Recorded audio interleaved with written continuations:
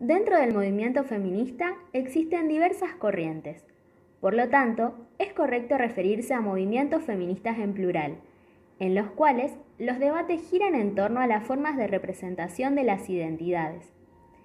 En este sentido, debemos tener en cuenta que la forma de identificación de quienes conformaban y conforman estos espacios ha sido un punto de inflexión en lo que respecta a rupturas políticas a lo largo de toda la historia.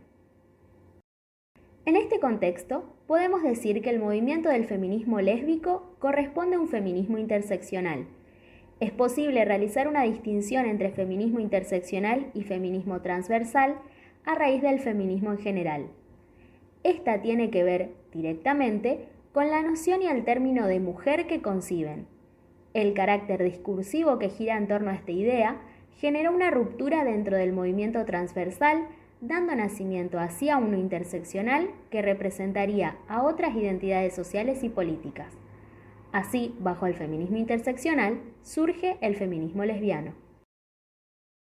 La investigación para comprender y lograr un tejido discursivo llevó a considerar la separación que el feminismo lesbiano hace entre las lesbianas y las mujeres, remitiéndonos a la teoría del materialismo feminista sustentada por Monique Wittig, donde la heterosexualidad es entendida como un régimen político y no como una orientación sexual. Entonces, cabe preguntarse, ¿cuáles son los cambios del discurso que generó la teoría del feminismo materialista, con su distinción entre los términos mujeres y lesbianas, dentro del propio feminismo? ¿Cómo las disputas generadas por la voz propia trasciende el etos discursivo? La problemática discursiva a analizar contiene una contradicción existente entre el reconocimiento del movimiento lésbico dentro del movimiento feminista, entendiendo que el término mujeres no las representa y que conciben al lesbianismo como independiente en sí mismo, porque está determinado por un conjunto de luchas políticas y sociales. La cuestión es contradictoria con respecto a algunas ramas del movimiento feminista, ya que aseguran que este es un movimiento dedicado a defender los derechos de las mujeres y no de otras identidades diversas. El discurso que analizaremos es el siguiente. Michel Feyet, interdiscurso e intradiscurso. El interdiscurso comprende lo que habita en el interior del texto y puede ser traducido como entre los discursos. Mediante la teoría materialista, se puede definir al yo como una totalidad heterogénea que convoca a otras voces que lo habitan, haciéndolas hablar o callar en el acto de su decir. Esta perspectiva teórica sostiene que los sentidos puestos en juego en la formulación discursiva no resultan de la relación entre el yo y su discurso, sino de las relaciones entre discursos, espacio donde emerge el sentido. El interdiscurso no es observable. En el interdiscurso opera el desconocimiento, como si el yo que se constituye en la enunciación y solo en ella preexistiera, estuviera dado y fuera evidente. Este es el que funciona dentro de todos los discursos lesbofeministas y la historia que ellos cargan. Por otro lado, la categoría del intradiscurso funciona como hilo del discurso y es un efecto del interdiscurso sobre sí mismo. Es una interioridad determinada del exterior. En el intradiscurso, el sujeto reproduce inconscientemente los discursos previos del grupo al que pertenece. Es así que su identidad pasada, presente y futura encuentra sus fundamentos.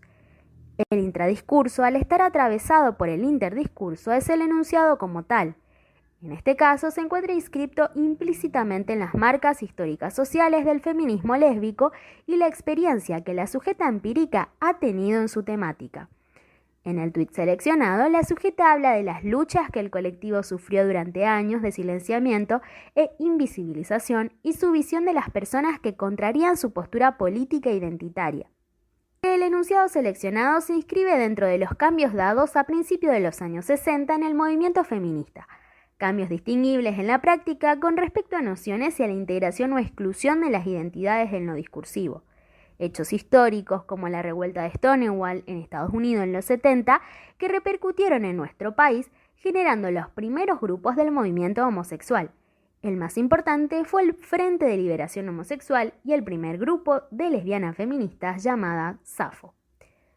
Lo preconstruido. Este término introducido por Henry y tomado por Feyet, como una construcción anterior-exterior, independiente y en oposición a lo que se construye en la enunciación.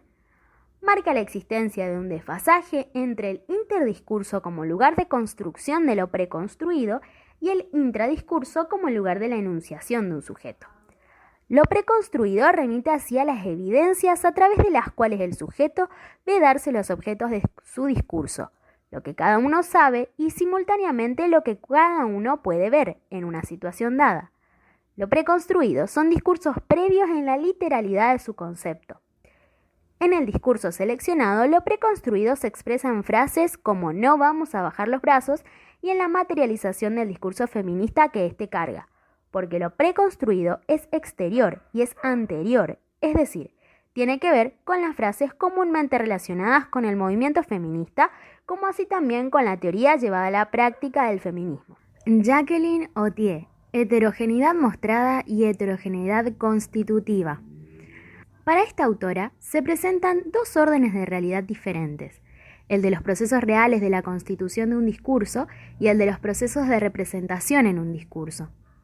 La heterogeneidad mostrada representa modos diversos de negociación del sujeto hablante con la heterogeneidad constitutiva de su discurso.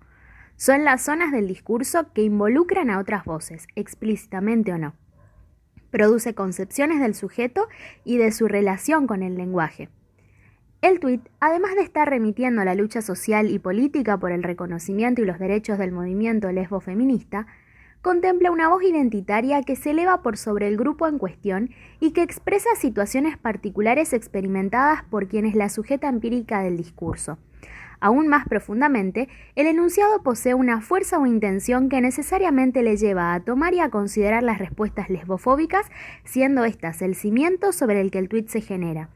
En el enunciado existen tres voces implícitas: la de Adriana Carrasco, la sujeta empírica, la del movimiento feminista lésbico en general y la de quienes respondieron el tuit de la sujeta y expresaron voces contradictorias a su postura. La heterogeneidad constitutiva se basa en la problemática del dialogismo de Bakhtin y en el enfoque del sujeto y su relación con el lenguaje de Freud y Lacan. Tiene que ver directamente a la construcción de los discursos.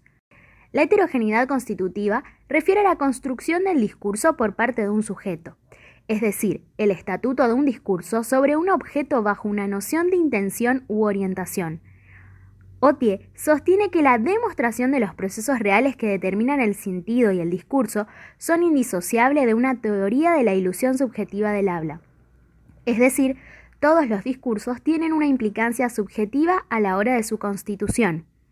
En este sentido, podemos decir que la sujeta empírica realiza una respuesta discursiva a un tuit previo incitada por las interacciones que éste generó. Por lo tanto, vemos reflejados ciertos valores íntimamente vinculados a su posición de militante, empleando y adaptándose a las características de Twitter. Se constituye así un hilo discursivo que posee enunciados a priori y a posteriori necesarios para que el discurso sea inteligible. Etos colectivo. Amosi. El etos colectivo es la expansión de un etos individual a uno grupal. Este concepto conlleva importantes desafíos sociales y políticos y se presenta como un portavoz colectivo. Aunque la imagen colectiva no excluye la presentación del sí individual, se tiende a un equilibrio. Este etos colectivo, implícito y proyectado, es el etos propio del movimiento feminista. Es aquel que también tiene la capacidad de movilizar y llamar al debate a un público y que a la vez adhiera o no a su moción. Señala la voluntad del sujeto hablante de verse y mostrarse como miembro de un grupo a través de su propia identidad, pero también significa que pretende representar a todos los que abarca el pronombre nosotros, como portavoz oficial o representante autorizado. En este sentido, es interesante cómo se plantea esta disyuntiva dentro de los discursos del movimiento feminista. Cuando las lesbianas percibieron que no se encontraban incluidas ni representadas discursivamente, elevaron su identidad política e individual por sobre el movimiento y generaron una ruptura que las llevó a rechazar ese etos colectivo, generando otros espacios donde confluyen las reivindicaciones, partiendo del no somos mujeres, somos lesbianas, que une a un yo más ellas. Si bien la sujeta empírica expone su eto individual, A la hora de autorreconocerse como una referente del colectivo lesbiano por la participación activa que tuvo desde sus inicios, también expone una referencia global y grupal a la que corresponde. Es un equilibrio entre su etos y el eto de muchos. Nosotros. El plano del nosotros como un yo que se extiende y amplía para ofrecer una imagen del grupo se ve de manera implícita y explícita. Explícita porque la sujeta empírica habla de un colectivo grupal del que es parte. En Buenos Aires luchamos. Pero también hay un nosotros implícito que Amosi relaciona con la identidad. Por lo tanto, no son concepciones que se pueden analizar de manera alterna, sino que son aspectos unidos y que se corresponden. Conclusión. Como vimos hasta ahora, la representación de identidades ha sido y es una problemática dentro del movimiento feminista y los análisis discursivos se aplican correctamente a este debate. Por eso se puede afirmar que la problemática acerca de esta contradicción existente entre el reconocimiento del movimiento lésbico dentro del movimiento feminista con respecto al término mujeres es una cuestión discursiva. Así, puntualizando aún más, hablar de mujer sí o mujer no es una contradicción que hasta hoy acompaña a las filas feministas. El feminismo radical es una de las tantas ramas que poseen esta distinción discursiva y generan debate.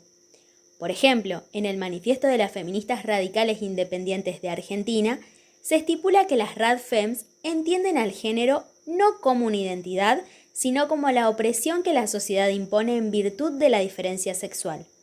Por este motivo, las feministas radicales buscan abolir géneros y no meramente a multiplicarlos.